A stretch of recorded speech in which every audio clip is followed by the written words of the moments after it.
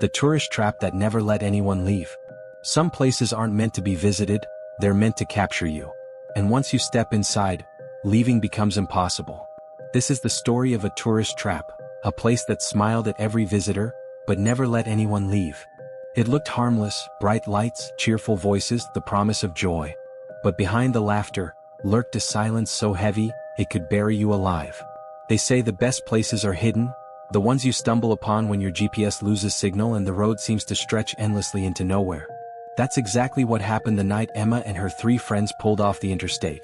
Their car had been running low on gas, and a sign appeared out of the darkness like an answered prayer.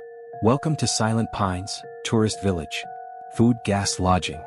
It felt too convenient, too perfect. But they were tired, and the shadows of the forest pressed against the windows like something alive. The village seemed frozen in time. Quaint shops lined the main street, each with hand-painted wooden signs. A candy store with glowing jars, a diner with checkered curtains, a souvenir shop that smelled faintly of dust and cedar. Neon lights flickered weakly, humming in the silence. There were people, smiling, waving, too eager to welcome them. Inside the diner, the air smelled of warm pie and coffee. The waitress, a woman with eyes too bright and teeth too white, handed them menus without asking what they wanted. First visit? She asked, her voice sweet but tinged with something rehearsed. Emma nodded, her unease growing. We just need gas. Maybe a place to sleep. Oh, of course. We take care of our tourists, the waitress replied. You'll find everything you need here. Nobody ever leaves disappointed. The way she lingered on the word leaves made Emma's skin crawl. The food came before they even ordered. Burgers, fries, steaming cups of coffee, and pie that seemed to glisten unnaturally under the light. Her friends dug in hungrily, but Emma barely touched hers. She couldn't shake the feeling that everyone in the diner was watching them, smiling too much, blinking too little. When she excused herself to the bathroom, Emma noticed a bulletin board near the door. Dozens of Polaroid photos were pinned to it. Families, couples, groups of friends, all grinning in front of the same sign, Welcome to Silent Pines. At first, it seemed harmless, until she noticed the dates scribbled beneath each photo. None of them were recent. The newest one was from 1987. And yet, she swore she saw one of the men from those faded photos sitting at the counter, sipping coffee, looking exactly as he had in the picture. Her stomach knotted. The realization hit her like a wave of ice. Silent Pines wasn't a stop on the map. It wasn't a town at all. It was a trap. Emma's hands trembled as she stepped back from the bulletin board. She wanted to call her friends to drag them out of the diner immediately, but the moment she turned, she froze. The man from the Polaroid, the one who hadn't aged in over 3 decades, was staring at her. His lips stretched into that same unnatural smile, too wide, too practiced. He raised his coffee cup in a mock salute before whispering something she couldn't quite hear. Emma rushed back to the booth, her voice a whisper-sharp warning. We need to leave. Now. Her friends looked at her in confusion. Tom rolled his eyes. Come on, Emma. Don't start. It's just a small-town tourist trap. But Emma wasn't listening. She was already pulling on her jacket when the waitress appeared beside them, blocking her path. Leaving so soon? She asked with that same saccharine tone. The night's just begun. Rooms are ready. Why don't you stay? It's on the house. Emma's heart hammered. No, thank you. We'll just grab gas and be on our way. The waitress's smile didn't falter, but her eyes hardened. Oh, I'm afraid the gas station's closed. It always is after dark. Best to rest here in Silent Pines. Everyone does. Her friends exchanged uneasy glances, but hunger and exhaustion dulled their suspicion. They were ready to agree when Emma snapped, louder than she meant to, We're leaving. The diner went silent. Every patron, the man at the counter, the couple in the corner, even the cook behind the pass-through window, turned their heads at once. Their smiles widened in eerie unison. Tom's face paled. Okay, yeah. Let's go. They pushed out of the diner into the cool night, the air thick with pine and something metallic, like rust. The street looked emptier than before, but the faint hum of neon signs still buzzed around them. Emma tugged her friends toward the car, her pulse racing. But when they reached the gas station, her fear turned to dread. The pumps were covered in thick chains, padlocked shut. A handwritten sign hung from the glass door. Closed. Always closed.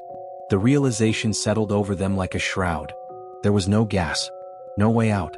A noise broke the silence, the shuffle of feet behind them. Slowly they turned.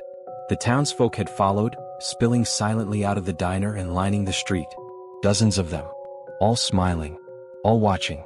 And then, as if on cue, they spoke together in one voice, low and hollow. "You've arrived. Welcome home." Emma's breath caught. They hadn't stumbled into Silent Pines. They'd been chosen. The words echoed through the empty street like a chant, chilling Emma to her bones. "Welcome home." Tom instinctively grabbed Emma's arm and pulled her toward the car. They all scrambled in, slamming the doors shut as the townsfolk began closing in. Tom jammed the keys into the ignition and turned them. The engine sputtered, coughed, and died. "Come on, come on." Tom twisted the key again, but the car wouldn't start. Emma's eyes darted to the gas gauge, still half a tank. It wasn't fuel. Something else was stopping it. Outside, the smiling faces pressed closer, their steps in perfect unison, like marionettes pulled by invisible strings. A little girl tapped on Emma's window, her small hand leaving a foggy print on the glass. Her voice was sweet, innocent. "You can't leave. The road only leads back here." Emma's stomach turned ice cold. She remembered the winding highway they'd taken into town, how the signs had disappeared, how the pine trees had seemed endless. What if it wasn't a road at all? Tom cursed, shoving the gear stick into reverse, but the tires spun uselessly as if the asphalt had turned to mud beneath them. The smiling crowd stopped advancing, content to watch. Their teeth gleamed too white under the flickering streetlights. Finally, Sarah screamed, "Let's run for it." She flung the door open and bolted toward the darkness of the highway.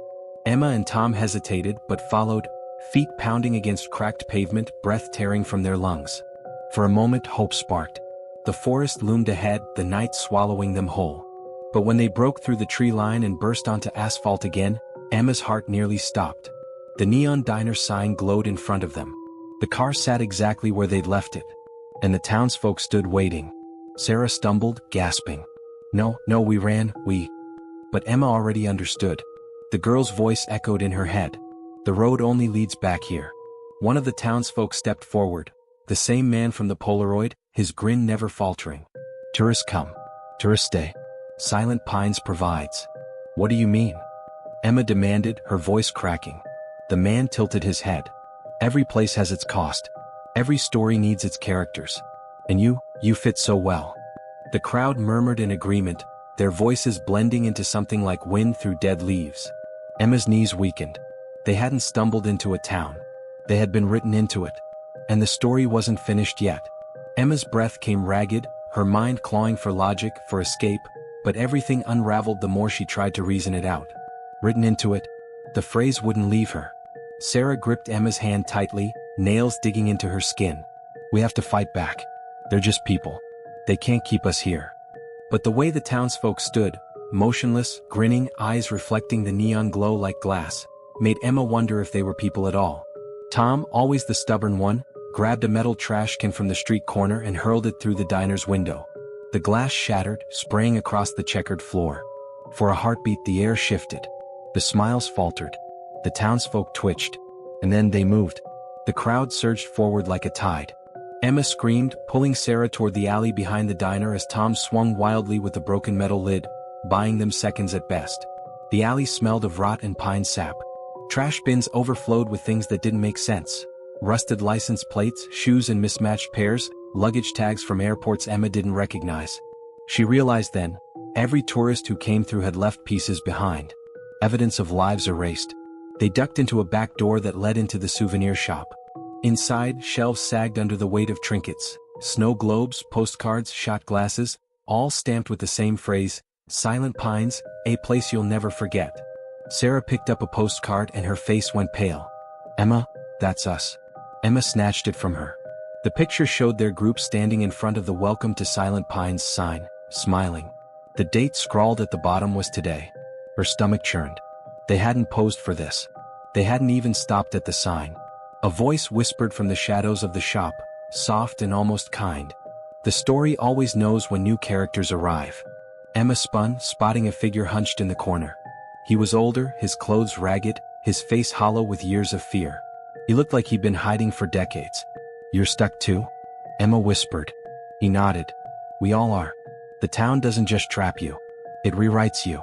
One day you'll wake up smiling like the rest, and you won't even remember wanting to leave." Tom burst through the back door then, panting, blood streaked across his arm. "We don't have time for this. We need a way out."